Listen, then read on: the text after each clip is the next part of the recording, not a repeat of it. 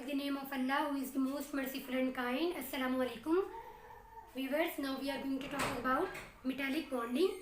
ये हमारी chemistry 9th class की केमिस्ट्री का 5.7 टॉपिक है जो हम यहाँ पर डिस्कस करेंगे.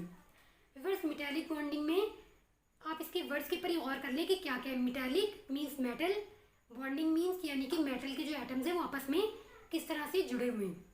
बॉन्डिंग का वर्ड ये होता है कि यानी कि किस तरह से वो एक दूसरे के साथ जुड़े हुए हैं. तो मेटालिक बॉन्डिंग यानी कि इसमें जितने भी एटम्स होंगे वो सारे मेटल के एटम्स होंगे और वो एक दूसरे के साथ किस तरह से जुड़े हुए हैं उसको हम लोगों ने यहाँ पर देखना है. सो सबसे पहले मैं मेटालिक बॉन्डिंग की डेफिनेशन स्टार्ट करने से पहले आप लोगों को ये बताती चलूँ कि व्यूवर्स, आप लोग जानते हैं कि जब दो नॉन मेटल्स आपस में कंबाइन होते हैं तो कौन सा बॉन्ड फॉर्म करते हैं. When two non metals are combined together they are form covalent bond. Means के जब जैसे आप दो कोई नॉन मेटल्स को ले लें, ये जो मेटल्स होते हैं समझे कि ये नॉन मेटल्स हैं, ये मेटल्स हैं, ये एक दूसरे के साथ कंबाइन क्यों होते हैं. ये इसलिए कंबाइन होते हैं कि अपने आप को स्टेबल करना चाहते हैं, अपने आप को यानी कि इलेक्ट्रॉनिक कन्फिग्रेशन हासिल करना चाहते हैं. नोबल गैसेज जैसी जितनी भी नोबल गैसेज हैं वो स्टेबल हैं. तो ये जो एटम्स होते हैं ये एक दूसरे के साथ इसीलिए कंबाइन होते हैं कि ये भी स्टेबल होना चाहते हैं. अपने आउटर मोस्ट शेल के अंदर 8 इलेक्ट्रॉन या इससे जितने आउटर मोस्ट शेल के अंदर इलेक्ट्रॉन्स होने चाहिए उतने पूरे करना चाहते हैं. जैसे दो नॉन मेटल्स हैं क्लोरीन एंड क्लोरीन, दोनों आपस में कंबाइन हुए तो क्लोरीन के आउटर मोस्ट शेल में 7 इलेक्ट्रॉन्स होते हैं. तो जब दो नॉन मेटल्स आपस में कंबाइन होंगे, जैसे एक क्लोरीन का एटम आया, ये क्लोरीन का एटम आ गया, आप ये देखें क्लोरीन आया, इसके आउटर मोस्ट शेल के अंदर 7 इलेक्ट्रॉन्स है, ये देखें. ये दूसरा क्लोरीन एटम आया, इसके आउटर मोस्ट शेल के अंदर भी 7 इलेक्ट्रॉन्स हैं. अब ये क्लोरीन भी एटम चाहता है कि मेरे आउटर मोस्ट शेल के अंदर 8 इलेक्ट्रॉन्स हो जाएं और ये भी चाहता है कि मेरे आउटर मोस्ट शेल के अंदर 8 इलेक्ट्रॉन्स रिवॉल्व करें. लेकिन ना तो ये क्लोरीन एटम चाहता है कि मैं अपने इलेक्ट्रॉन्स दे दूं, ना ये क्लोरीन एटम चाहता है कि मैं अपने इलेक्ट्रॉन्स इसको दे दूं. तो ये दोनों क्या करते हैं, एक दूसरे के साथ शेयरिंग कर लेते हैं. अब ये जो शेयरिंग से क्या होता है, ये देखिए एक क्लोरीन इलेक्ट्रॉन ये वाला देगा, ये वाला एटम एक इलेक्ट्रॉन ये वाला देगा, एक क्लोरीन एटम ये वाला इलेक्ट्रॉन देगा. ये जो पेयर बन गया ये इसके शेल में भी रिवॉल्व करेगा और ये पेयर इसके शेल में भी रिवॉल्व करेगा. इससे क्या होगा, वक्तीय तौर पर ये वाला क्लोरीन एटम भी स्टेबल हो जाएगा और ये वाला क्लोरीन एटम भी स्टेबल हो जाएगा. कहने का मतलब ये है कि ये जो नॉन मेटल्स होते हैं इनके आउटर मोस्ट शेल के अंदर तकरीबन इतने इलेक्ट्रॉन ज़रूर होते हैं कि अगर ये दूसरे नॉन मेटल के साथ कंबाइन हो जाए तो ये स्टेबल हो सकते हैं. जैसे जो नॉन मेटल्स होते हैं इनके आउटर मोस्ट शेल में मोस्टली 4, 5, 6, 7 इलेक्ट्रॉन्स होते हैं. तो इनके अगर दो नॉन मेटल्स क्लोरीन क्लोरीन के साथ कंबाइन हुआ, स्टेबल हो गया, एक इलेक्ट्रॉन्स की रिक्वायरमेंट पूरी हो गई. इसी तरह से अगर हाइड्रोजन है, इसके पास जस्ट 1 इलेक्ट्रॉन होता है और जस्ट 1 ही प्रोटॉन होता है. अगर ये चाहे कि मैं स्टेबल होना चाहता हूँ, मेरे आउटर मोस्ट शेल में एक और इलेक्ट्रॉन आ जाए, तो ये क्लोरीन नॉन मेटल इसके पास आ जाएगा. क्लोरीन के पास 7 इलेक्ट्रॉन्स हैं, ये देखिए. अब ये जो पेयर बन गया इलेक्ट्रॉन का, क्लोरीन ने एक इलेक्ट्रॉन शेयर किया इसके साथ और हाइड्रोजन ने एक इलेक्ट्रॉन शेयर किया क्लोरीन के साथ. अब ये जो पेयर बन गई इसके शेल में भी रिवॉल्व करेगा, इसके शेल में भी रिवॉल्व करेगा. ये क्या हुआ, दोनों ने शेयरिंग की इलेक्ट्रॉन्स की तो दोनों स्टेबल हो गए. लेकिन ऐसा फिनोमेना मेटल्स के एटम्स के साथ नहीं होता. जो मेटल के एटम्स होते हैं ना जितने भी, उनके आउटर मोस्ट शेल में मोस्टली 1, 2 या 3 इलेक्ट्रॉन्स होते हैं. मोस्टली ज़्यादातर जो होते हैं 1 और 2 इलेक्ट्रॉन्स होते हैं. तो मेटल्स हैं, जाहिर सी बात है अगर उन्होंने भी स्टेबल होना है तो उनके आउटर मोस्ट शेल के अंदर भी अगर 8 इलेक्ट्रॉन होंगे तो यानी कि वो स्टेबल हो सकते हैं. तो क्या ऐसे हो सकता है कि एक मेटल सोडियम आ जाए, उसके आउटर मोस्ट शेल के अंदर 1 इलेक्ट्रॉन है, ग्रुप नंबर 1 से बिलोंग करता है सोडियम. सोडियम आ जाए और वो आ जाए दूसरे सोडियम के साथ, दो सोडियम एटम्स आपस में कंबाइन होकर क्या स्टेबल हो सकते हैं, इससे नहीं होंगे. क्योंकि एक सोडियम के पास एक इलेक्ट्रॉन दे देगा. एक सोडियम, ये देखिए आपको मैं इसकी ये समझा देती हूँ. ये सोडियम है, इसके आउटर मोस्ट शेल में 1 इलेक्ट्रॉन है. ये क्या दूसरे सोडियम एटम के पास स्टेबल होने के लिए कि हम दोनों शेयरिंग कर ले, क्या हम लोग ये नॉन मेटल्स की तरह के एक दूसरे के साथ कंबाइन होकर स्टेबल हो सकते हैं. तो ये देखिए इसने एक इलेक्ट्रॉन दिया, इसने एक इलेक्ट्रॉन दिया, दोनों के पास एक एक इलेक्ट्रॉन था आउटर मोस्ट शेल से. जब भी रिएक्शन होता है ना तो आउटर मोस्ट शेल के इलेक्ट्रॉन्स पहले रिएक्ट करते हैं. तो जाहिर सी बात है आउटर मोस्ट शेल के इलेक्ट्रॉन्स ही पहले आएंगे ना. तो ये क्या हुआ, ये तो अभी 2 इलेक्ट्रॉन्स पूरे हुए, इनको तो 8 इलेक्ट्रॉन्स की रिक्वायरमेंट है. इस तरह से इन दोनों ने शेयरिंग की तो ये तब भी स्टेबल नहीं हो रहा है। इसीलिए जब दो मेटल्स आपस में कंबाइन होते हैं तो वो स्टेबल नहीं हो सकते, वो शेयरिंग नहीं कर सकते, इसलिए इनके दरमियान कोवेलेंट बॉन्ड नहीं बनता।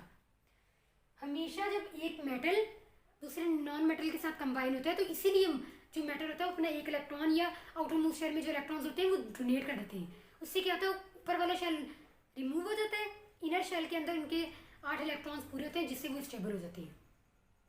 जैसे सोडियम एंड क्लोरीन की एग्जाम्पल, अगर मैं यहाँ पर वो एग्जाम्पल समझाने लगी तो टॉपिक काफ़ी लंबा हो जाएगा। जो मेन हमारा पॉइंट है वो मैं आपको बताती हूँ, समझाती हूँ।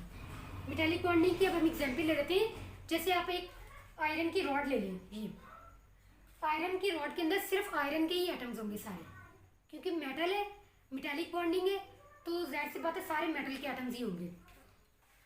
उसमें क्या होगा, जैसे ये मेटल का एटम पड़ा हुआ है, इसकी डेफिनेशन पढ़ते हैं। Metallic bonding is defined as the combination of electrostatic force of attraction. कह रहे हैं कि मेटालिक बॉन्डिंग वो होती है जिसमें इलेक्ट्रोस्टैटिक फोर्स की कॉम्बिनेशन होती है। इलेक्ट्रोस्टैटिक फोर्स ऑफ अट्रैक्शन कौन सी होती है, ये वाली, between electrons and positive nuclei of atoms।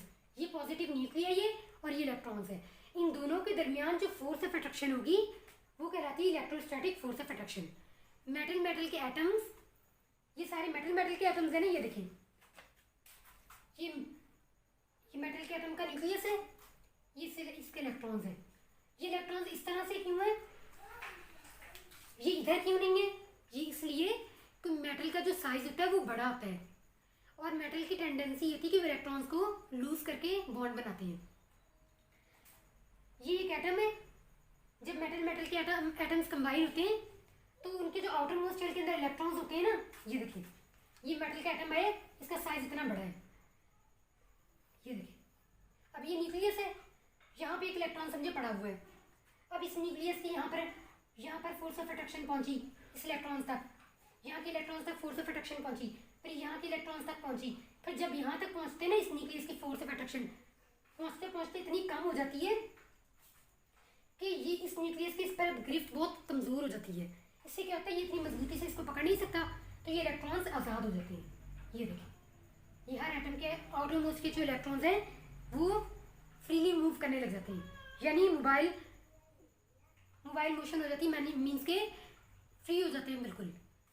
इसलिए कहा जाता है कि जो मेटल के एटम्स होते हैं उनके जो इलेक्ट्रॉन्स होते हैं उसकी सरफेस के ऊपर फ्री इलेक्ट्रॉन्स इसलिए कहा जाता है कि उनके जो इलेक्ट्रॉन्स होते हैं आउटर मोस्ट शेल के मेटल के आउटर मोस्ट शेल के जो इलेक्ट्रॉन्स होते हैं वो फ्रीली मूव करते हैं, इसलिए कि उनका साइज बड़ा होता है, मेटल के एटम्स का साइज बड़ा होता है, जिससे आयनाइजेशन एनर्जी कम हो जाती है। आयनाइजेशन एनर्जी मीन्स के इलेक्ट्रॉन को अपनी तरफ खींच के बाहर निकालने की, अपनी तरफ अट्रैक्ट करने की टेंडेंसी कम हो जाती है।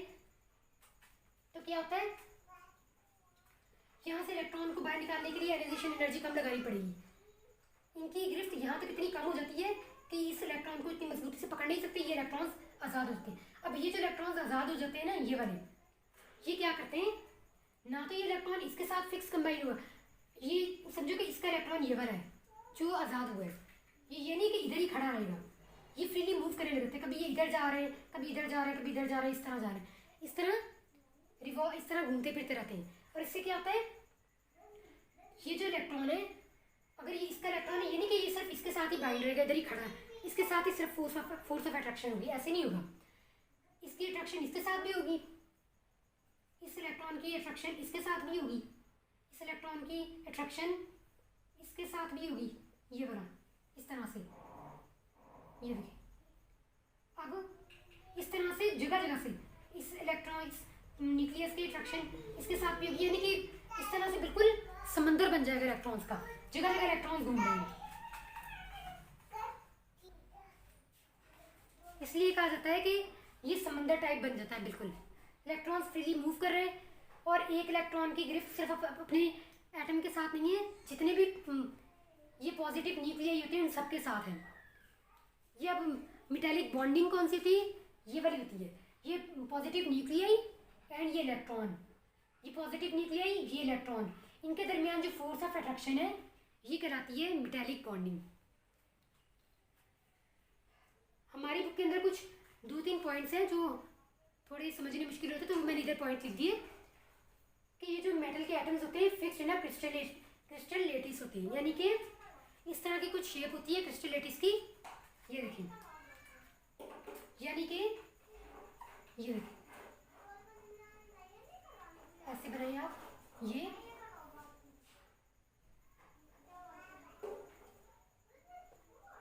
एक फिक्स्ड अरेंजमेंट होती है, यानी कि एक खास अरेंजमेंट होती है इसके इलेक्ट्रॉन्स की, इसके एटम्स की।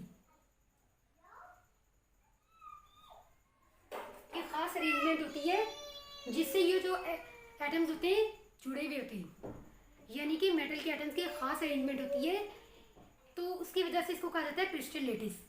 इसमें ये बिल्कुल टाइटली एक दूसरे के साथ पैक होते हैं। Force holding atoms together in a crystal. अब ये क्रिस्टल कहते हैं, यानी कि जिसकी ये लेंथ भी होती है, जिसकी ये देखिए ये हाइट हो गई इसकी, ये इसकी विड्थ हो गई, और इसकी डेप्थ भी होती है, गहराई। ये कहलाता है क्रिस्टल। मेटल के एटम्स जो होते हैं वो इस तरह से क्रिस्टल के फॉर्म में एक दूसरे के साथ होल्ड होते हैं एक फोर्स ऑफ अट्रैक्शन से। ये चीज़ जो है ना, ये इनकी फोर्स ऑफ अट्रैक्शन कहलाएगी। और ये चीज़ें जो मैंने आपको लेंथ एंड जो डेप्थ बताई है, ये कहलाती है क्रिस्टल। तो इस तरह से व्यूअर्स इसकी कुछ प्रॉपर्टीज़ भी हैं, वो भी हम नेक्स्ट वीडियो के अंदर डिस्कस करेंगे। नहीं तो ये जो वीडियो काफ़ी लॉन्ग हो जाएगी। तो आई होप आप लोगों को इतना तो समझ में आ गया होगा। अगर कुछ नहीं समझ में आया तो आप कमेंट में पूछिएगा, मैं आपको और ज़्यादा अच्छे से एक्सप्लेन कर दूँगी। सो व्यूअर्स नेक्स्ट वीडियो तक के लिए मुझे इजाज़त दीजिए। अल्लाह हाफिज़।